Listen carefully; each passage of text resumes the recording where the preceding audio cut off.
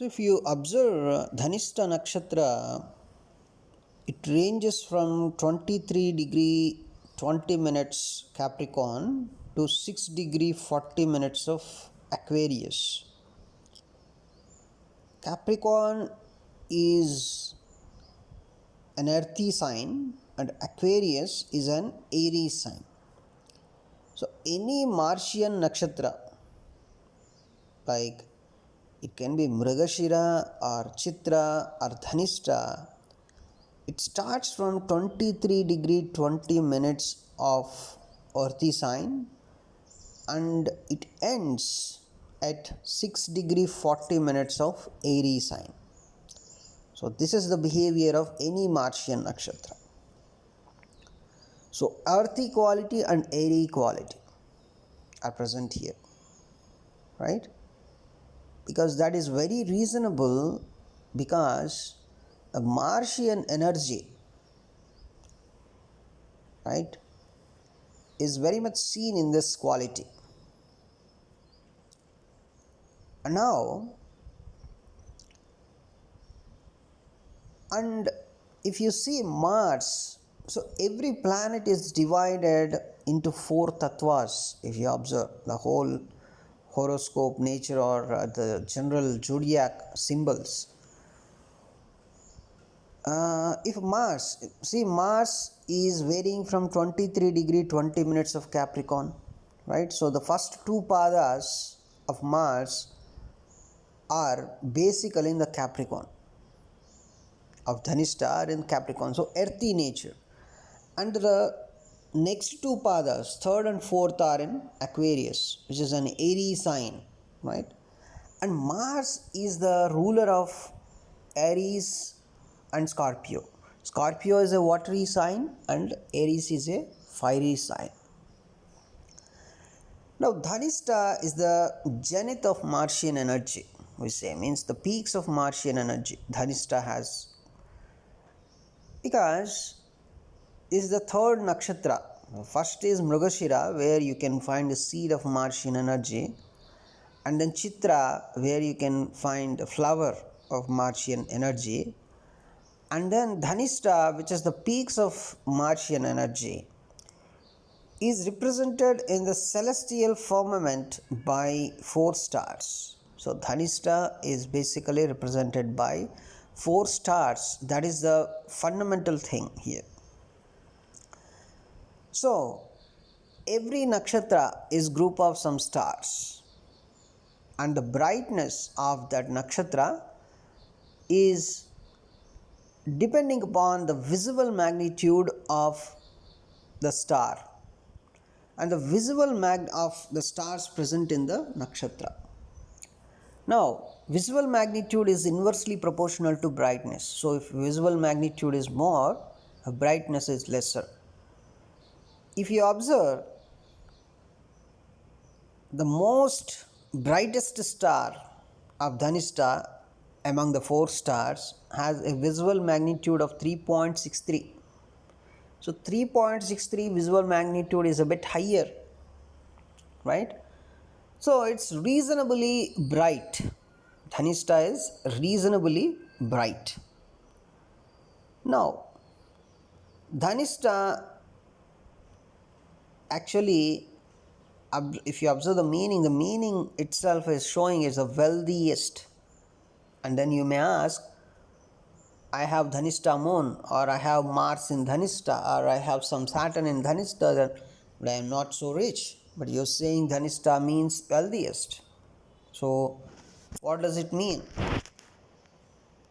So you need to understand what kind of planet you have, and that planet is functionally benefic to your ascendant or not. That's the primary thing, of course.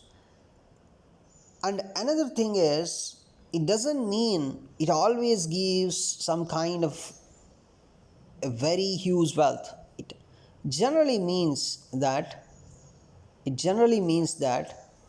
it gives you luck at some point of time for sure. If a person has Dhanishta energy, it's very much sure that the person gets some luck or some huge wealth at some point of time, right?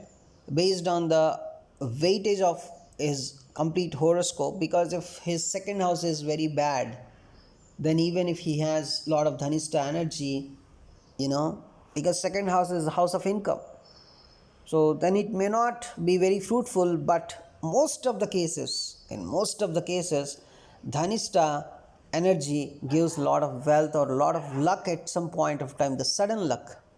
Something like you see a girl, let us say she actually lost her father, and uh, she did not have a very good education, also very average education, and she was okay with some mean jobs and all the stuff.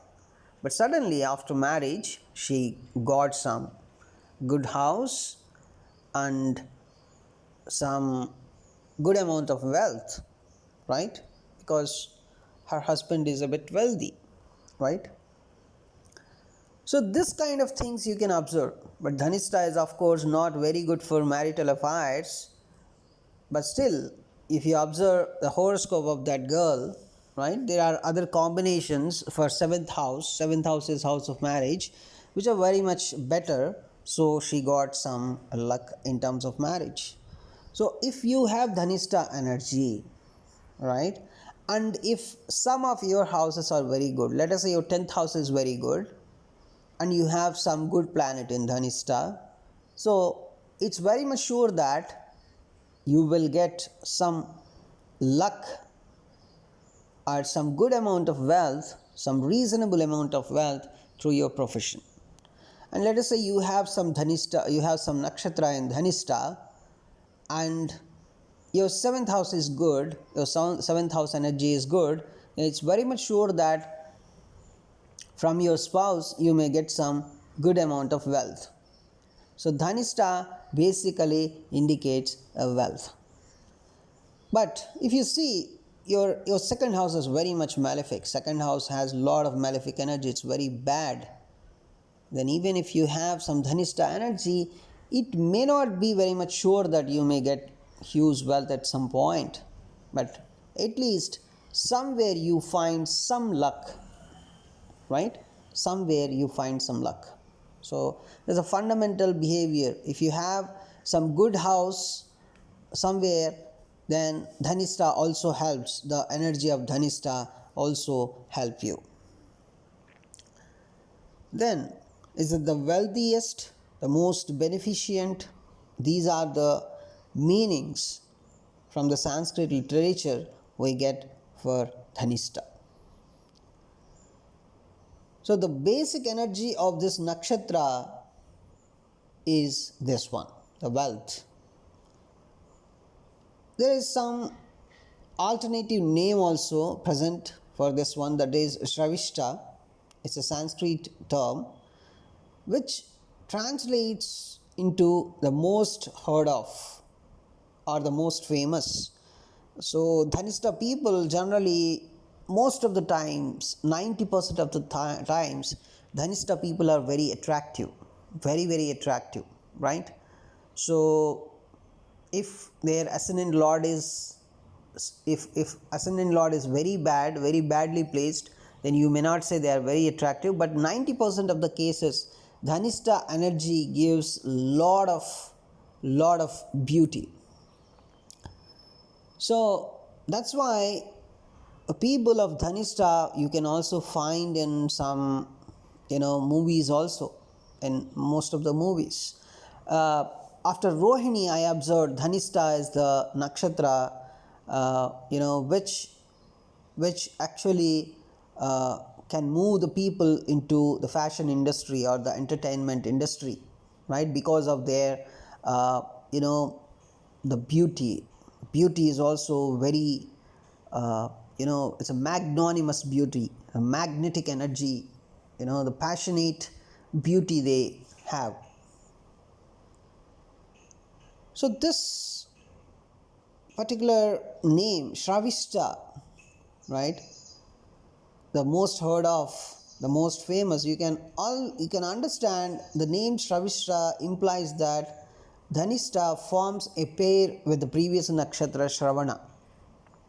So after Shravana, you have this nakshatra. So ancient rishis also gave this name Shravista because people of Dhanishta somewhere they get luck and somehow they are they are very much beautiful. They are very attractive, so that they can find, through their beauty they can earn something or they can become very much famous.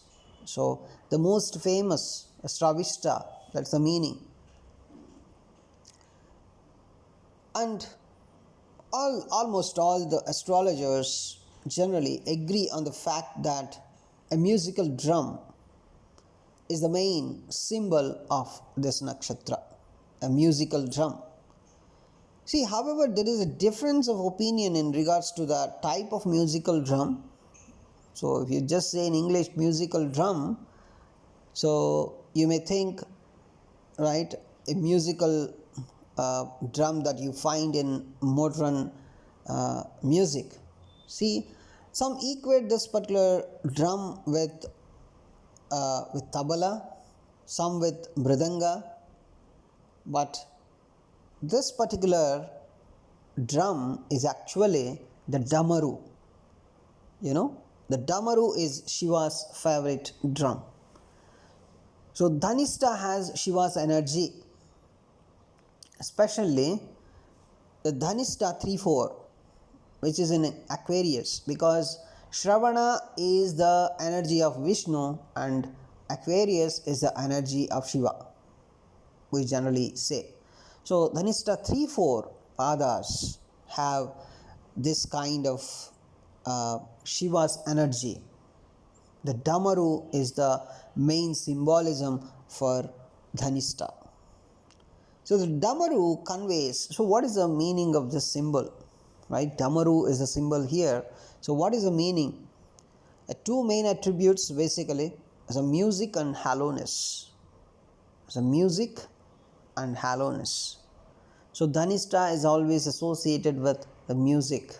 And you may think the music on the earthly plane is just the music that you are hearing by different instruments, but the celestial music, the beautiful celestial music, is another way of thinking about this music. And the hollowness here relates to receptivity to outer influences. Right? So there is a kind of hollowness, there is a kind of emptiness. So when there is some emptiness, some form can come and sit there, right? So in its highest expression, this particular receptivity, the receptivity concept here, see, hollowness actually indicates the ability to receive something. That's the hollowness. So I have some room, so somebody can come. I have some house, so I can give it for rent. There is some hollowness. So there is an emptiness. It's something like, see, in highest expression, let's think in the spiritual plane or the highest celestial plane, then this particular receptivity allows one to be an instrument of the universal mind without letting the ego interfere with the process. That is the best expression. So the universal mind, if you think the universal mind wants some instrument, to express itself. So the universe wants to express something, then it chooses Dhanishta, because Dhanishta has that hollowness. So hollowness means it can receive something. Now, it generally indicates if someone wants to express something, they can take the help of Dhanishta. So, since this nakshatra follows Shravana, it relates to the process where what we have listened to is actually synthesized. Right? It's a kind of manifestation. So even when a baby grows, let us say in the 9 months of time, if you consider, I'm just telling you to relate the energy, if Shravana gives the ability to hear for the kid in the mother's womb, then Dhanishta gives the ability to manifest or to understand it better in the phase of Dhanishta, right? Just to feel the energy, I'm telling you. So Shravana is something like you're hearing it, but to understand it better, to manifest it better, to synthesize it better, Dhanishta helps you. Dhanishta is a phase where you actually synthesize or manifest what you actually hear. It's something like here, the word hear, instead of hearing, you can say listening, right? Dhanishta. So Shravana is hearing, but Dhanishta is listening, because that hollowness is present here, right? The hollowness, the representation of hollowness is this expression where you have something to receive, you have some place to receive and express. So here the important thing is, in its highest expression, the receptivity, the concept of receptivity is actually, it allows one to be the instrument of the universal mind, right? So what the universal mind wants to tell, absorbing it without any percentage of leakage, absorbing it without letting the ego also interfere the process.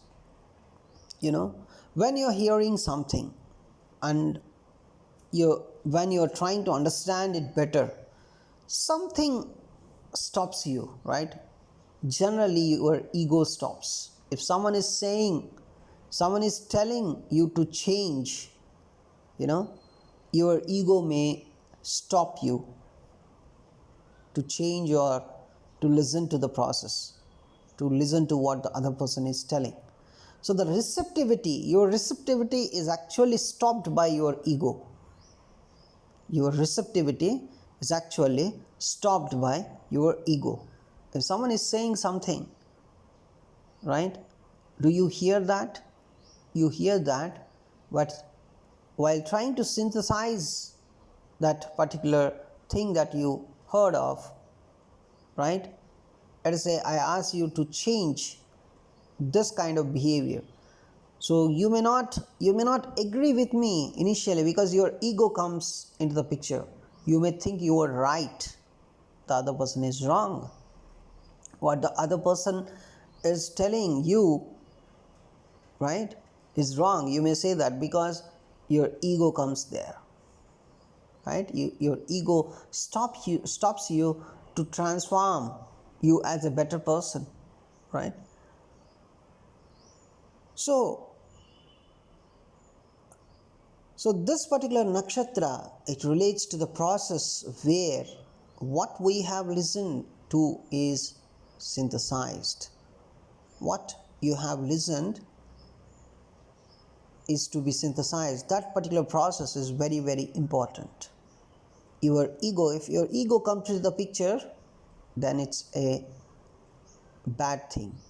You cannot become a better person, right? So in its highest expression, this particular receptivity allows one to be an instrument of the universal mind without letting the ego interfere with the process. That is the best expression of Dhanishta. So what if your ego comes here in the Dhanishta? Your ego is completely coming in Dhanishta. What happens? When your ego comes completely here, you may not listen to others, right? The listening process interrupts.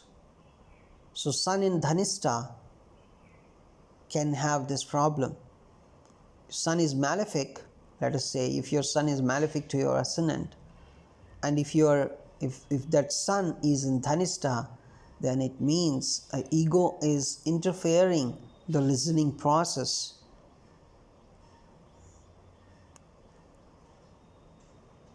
So this particular thing, right, this gives this nakshatra the ability to actually accomplish things like playing music. So the receptivity, the concept of receptivity, is very, very important.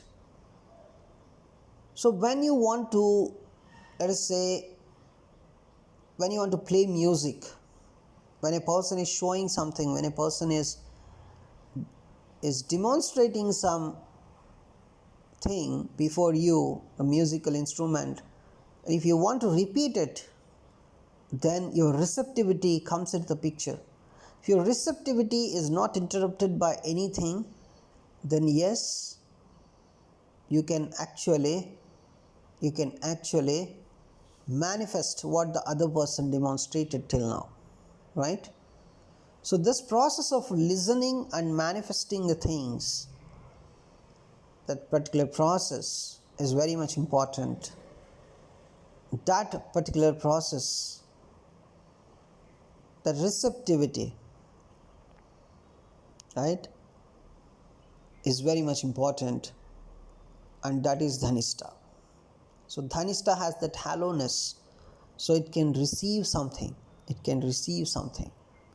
has the capacity to receive. If Dhanishta has some planet, a very good planet, then the person can listen better and can manifest it better. So that is the highest expression of it, right? So in its lowest expression, if you observe, this nakshatra is susceptible to receiving lower level influences, and thus its outer works are not as elevating as they are in its highest expression. So if this Dhanishta has some malefic energy, let us say, Dhanishta is basically hollowness, right? Basically hollowness. So it's an empty pot, you can say, and you can put whatever you want. If some malefic energy is present, then the person may listen to the lower level things more, right? So there are two things. When ego comes into the picture, a person may not hear at all, may not listen to it at all. But when there is no ego, let us say no ego, but some other malefic planet is present, then the person listens, but the person may listen the lowest things. But when some great planet is present, and the person listens to it more and more and can manifest it. So that is the fundamental behavior of Dhanishta. Thanks for watching this video.